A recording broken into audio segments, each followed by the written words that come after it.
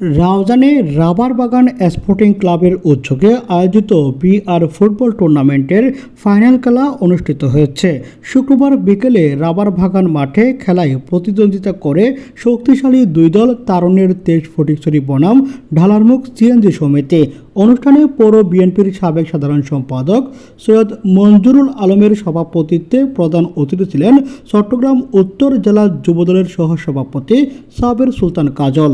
রাউজানের প্রতিটি ইউনিয়নের প্রতিটি ওয়ার্ডে যদি এইভাবে খেলাধুলার মাধ্যমে তরুণ যুবকরা যদি এই খেলাধুলার মাধ্যমে তাদেরকে নিয়ে যদি রাখে, ভবিষ্যতে রাউজান কখনো সন্ত্রাস কবলিত রাউজান হবে না। রাউজান হবে খেলোয়াড়রা রাউজানের প্রতিটি জায়গায় যদি তারা খেলাধুলার মাধ্যমে যদি সবাইকে সজাগ রাখে।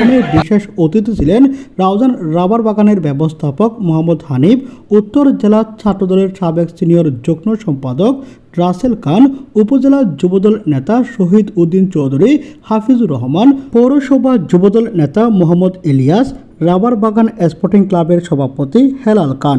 এছাড়া উপস্থিত ছিলেন ছাত্রনেতা মোহাম্মদ রোমান, সোহেল খান, শহীদ জিয়া স্মৃতি সংসদের সভাপতি জাবের উদ্দিন জাবেদ, প্রচার ও সাধারণ সম্পাদক সোহেল সহ আরও অনেকে।